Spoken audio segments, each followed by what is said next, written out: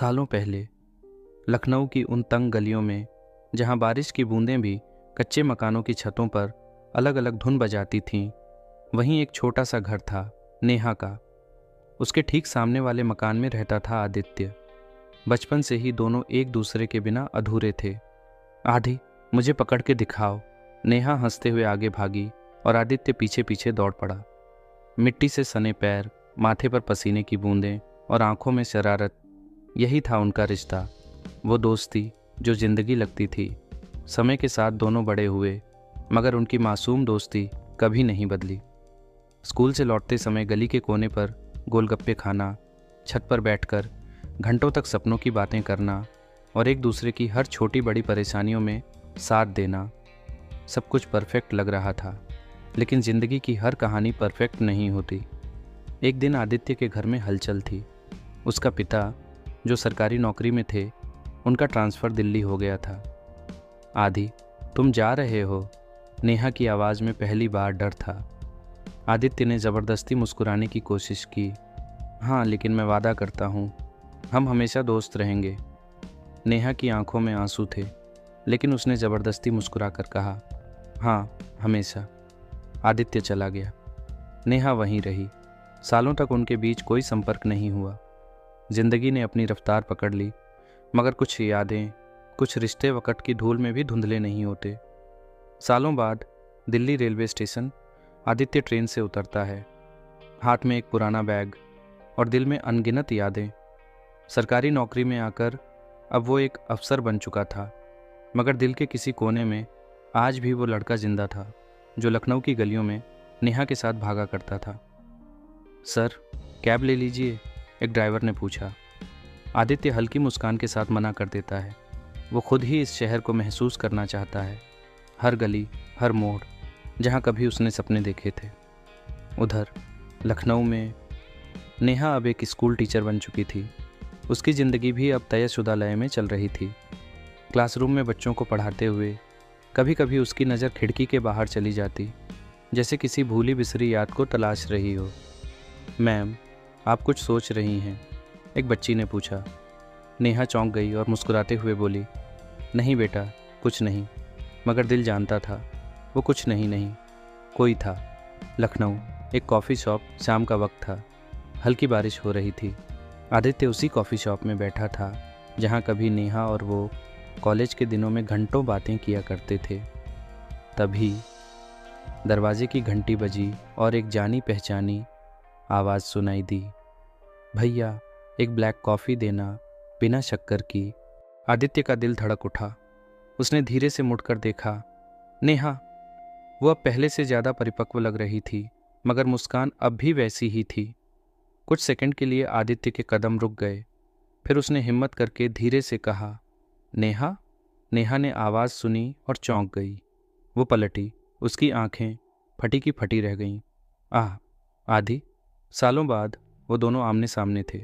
बारिश की बूंदों के साथ उनकी यादें भी ताज़ा हो रही थीं। कॉफ़ी शॉप के अंदर हल्का सा सन्नाटा था। नेहा और आदित्य एक दूसरे को देख रहे थे, जैसे सालों पुरानी कोई याद फिर से ताज़ा हो गई हो। तुम यहाँ? नेहा ने आखिरकार चुप्पी तोड़ी। हाँ, बस काम से लखनऊ आया था, आदित्य ने हल्की मुस्कान के साथ कहा। लेकिन उसकी आंखों में कुछ और ही था, जैसे वो इस मुलाकात को सिर्फ इत्तेफाक नहीं मान रहा था। नेहा थोड़ा असहज हो गई। काफ़ी साल हो गए आदि, तुम कैसे हो? अच्छा हूँ, और तुम? बढ़िया, नेहा ने जवाब दिया, लेकिन उसकी आवाज़ में एक अधूरापन था। दोनों बैठ गए। कॉफ़ी ऑर्डर की गई। पहले कुछ मिनट ऑकवर्ड थे, लेकिन फिर बातें खुलने लगीं। याद है इस जगह का वह कोना? आदित्य ने एक टेबल की तरफ इशारा किया, जहां हम घंटों बैठकर सपनों की बातें किया करते थे। नेहा मुस्कुराई। हाँ, और तुम हमेशा कहते थे कि एक दिन बड़ा अफसर बनकर वापस लौटोगे।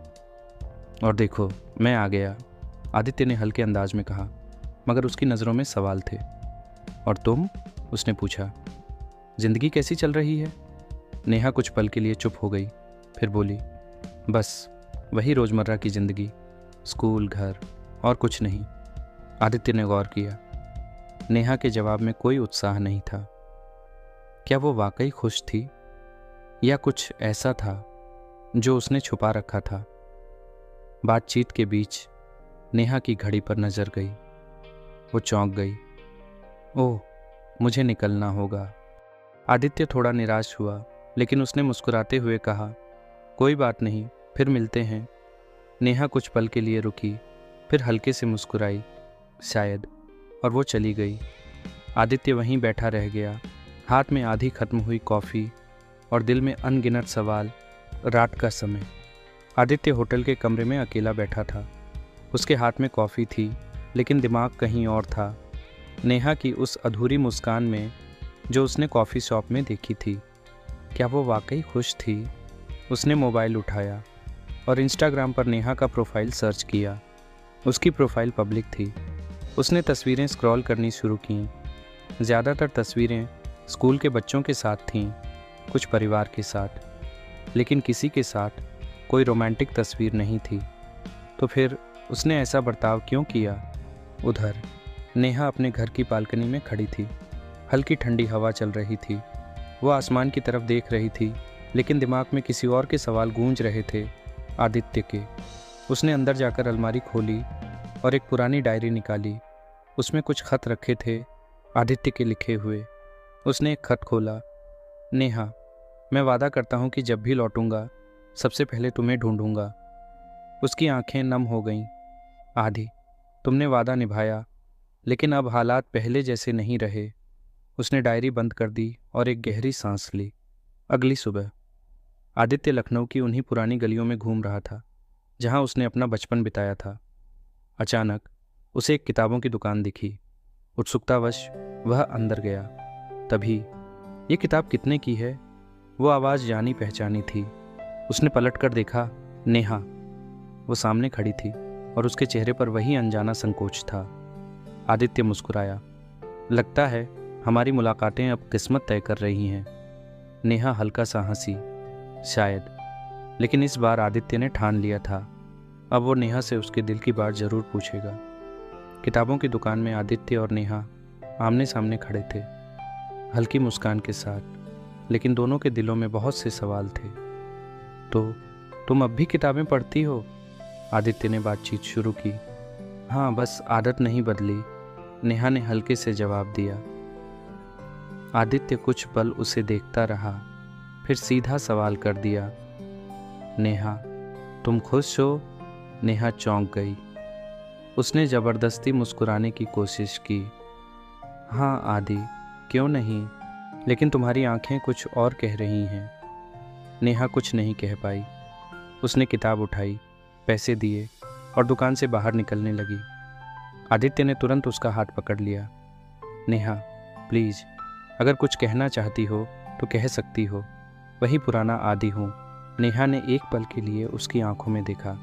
वहाँ वही अपनापन था जो सालों पहले था, लेकिन उसने धीरे से अपना हाथ छुड़ाया और कहा, कुछ बातें अनकही ही अच्छी होती हैं आदि, और वो चली गई। आदित्य वहीं खड़ा रह गया, उलझनों में घिरा हुआ।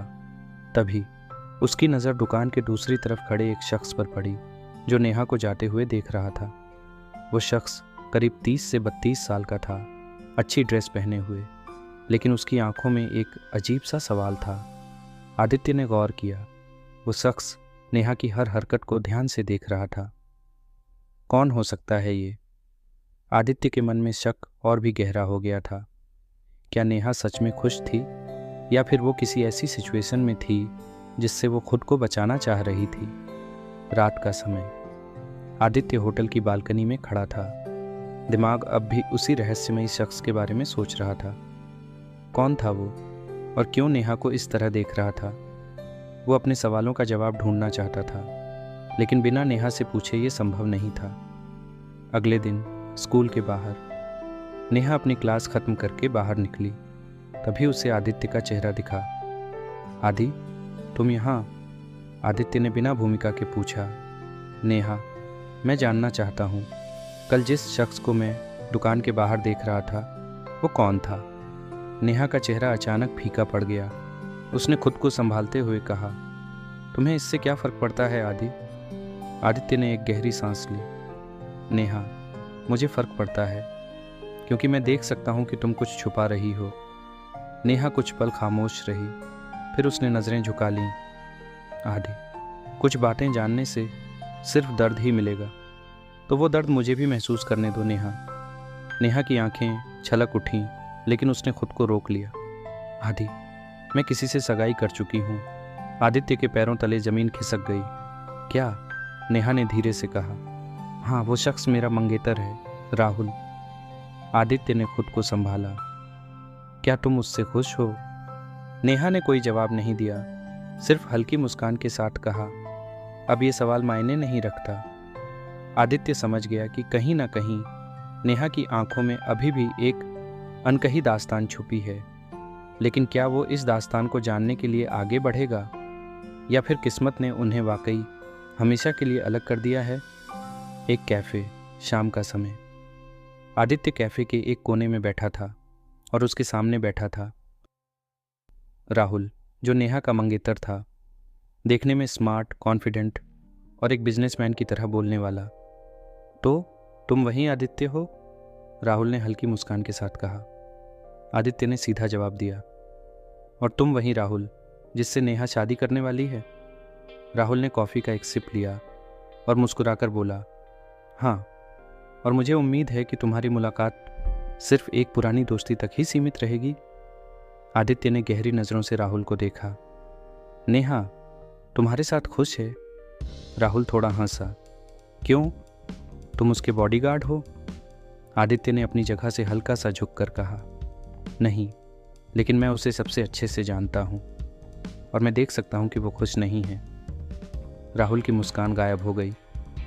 उसने टेबल पर हाथ रखते हुए कहा, देखो आदित्य, नेहा और मेरी शादी फिक्स हो चुकी है।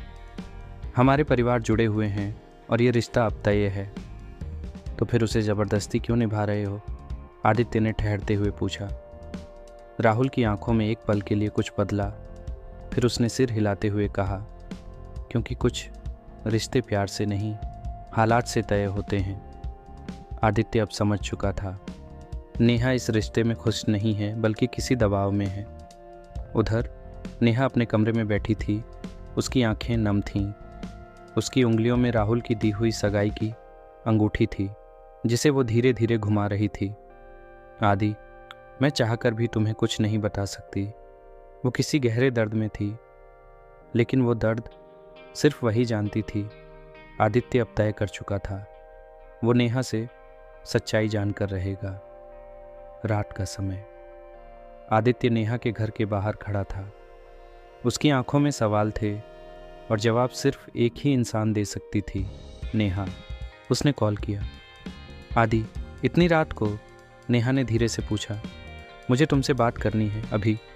नेहा कुछ पल चुप रही, फिर कहा, ठीक है, पार्क में मिलते हैं। पार्क में हल्की ठंडी हवा चल रही थी। नेहा और आदित्य आमने सामने खड़े थे। नेहा, अब झूठ मत बोलो, तुम खुश नहीं हो, है ना? आदित्य ने सीधे पूछा। नेहा ने नज़रें झुका लीं। आदि, हर सवाल का जवाब नहीं होता, या फिर तुम बता नहीं सकती। नेहा की आंखें छलक उठीं। उसने गहरी सांस ली और कहा, पापा बहुत बीमार हैं आदि, उनके इलाज के लिए बहुत पैसे चाहिए। राहुल का परिवार हमारी मदद कर रहा है। अगर मैं इस शादी से इनकार करूंगी तो? आदित्य समझ गया। तो ये शादी प्यार की नहीं, बल्कि एक समझौते की थी। आदित्य का दिल तड़प उठा। वो जानता था कि नेहा उसे अब भी प्यार करती है, लेकिन वो अपने परिवार के लिए अपनी खुशियों का सौदा कर चुकी थी। नेहा, अगर मैं तुम्हारी मदद करूं तो? नेहा ने उसे रोका। नहीं आदि, ये मेरी ज़िंदगी है और मैंने अपना फैसला कर लिया है। आदित्य समझ गया कि वो ज़बरदस्ती नहीं कर सकता, लेकिन क्या वो वाकई पीछे हट जाएगा, या फिर वो नेहा को उसकी ज़िंदगी का सबसे मुश्किल फ़ैसला बदलने के लिए मना पाएगा? नेहा की शादी में अब सिर्फ 3 दिन बचे थे। आदित्य ने बहुत सोचा, लेकिन उसका दिल ये मानने को तैयार नहीं था कि ये कहानी यहीं ख़त्म हो जाएगी। शाम के समय वही कॉफ़ी शॉप। नेहा वहाँ पहले से बैठी थी, जैसे उसे पता था कि आदित्य आने वाला है। आदित्य बैठा और सीधा बोला, नेहा, एक आखिरी बार सोच लो, ये शादी तुम अपने लिए नहीं, बल्कि मजबूरी में कर रही हो। क्या तुम्हें सच में ऐसा करना चाहिए? नेहा की आंखें भीग गईं। आदि, कुछ रिश्ते हालात से बंधे होते हैं। मैं अपने पापा को इस हालत में नहीं छोड़ सकती। आदित्य ने धीरे से उसका हाथ पकड़ा। मैं तुम्हारे पापा का इलाज करवाऊंगा। तुम्हें कोई समझौता नहीं करना पड़ेगा नेहा, बस एक बार हाँ कह दो। नेहा ने अपनी आंखें बंद कर लीं। उसका दिल तेजी से धड़क रहा था, लेकिन अगले ही पल उसने अपना हाथ छुड़ा लिया। आदि, बहुत देर हो चुकी है। शादी के कार्ड बन चुके हैं, मेहमान आ चुके हैं। अब सब बदलना नामुमकिन है। आदित्य की आंखों में दर्द था, लेकिन अब नेहा अटल थी। अगर यही तुम्हारी आखिरी इच्छा है तो मैं तुम्हारी ज़िंदगी से चला जाता हूँ। नेहा ने अपना सिर झुका लिया। शायद यही सही होगा। आदित्य उठा और बिना पीछे देखे वहाँ से चला गया। नेहा वहीं बैठी रही। उसकी आंखों से आंसू टपक रहे थे। लेकिन क्या वो सही कर रही थी? शादी का दिन। नेहा दुल्हन के जोड़े में तैयार थी, लेकिन उसकी आंखों में वो चमक नहीं थी जो एक खुश दुल्हन की होनी चाहिए। वो आईने में खुद को देख रही थी, लेकिन उसके मन में सिर्फ एक ही चेहरा था, आदित्य का। मंडप के बाहर राहुल तैयार खड़ा था, लेकिन अचानक उसने नेहा के चेहरे पर परेशानी देखी। तुम खुश नहीं हो नेहा? नेहा चौंक गई। उसने राहुल की तरफ देखा। सच बताओ, क्या तुम इस शादी से खुश हो? राहुल ने सीधे पूछा। नेहा की आंखों में आंसू आ गए। वो कुछ नहीं कह पाई। राहुल हल्का सा मुस्कुराया और कहा, अगर आज तुमने खुद के लिए फैसला नहीं लिया तो सारी जिंदगी पछताओगी। नेहा की आंखें फैल गईं। राहुल, जाओ नेहा, जिससे प्यार करती हो उसके पास जाओ। नेहा की आंखों से आंसू बहने लगे। वो तुरंत मंडप से बाहर निकली और भागती हुई आदित्य के पास पहुंची। आदित्य ट्रेन पकड़ने वाला था। उसने नेहा को हाँफते हुए देखा। नेहा, तुम यहाँ? नेहा उसकी आंखों में देखती रही, फिर आंसू पोंछते हुए बोली, आदि, मुझे माफ़ कर दो। मैं तुमसे बहुत प्यार करती हूँ। आदित्य की आंखें चमक उठीं। उसने नेहा को अपनी बाहों में भर लिया। मैं जानता था कि तुम लौट आओगी। अंत। अधूरा नहीं रहा इकरार। नेहा और आदित्य एक दूसरे की बाहों में थे। प्यार ने फिर से जीत हासिल कर ली थी, क्योंकि सच्चा प्यार कभी मजबूरियों का मोहताज नहीं होता। समाप्त।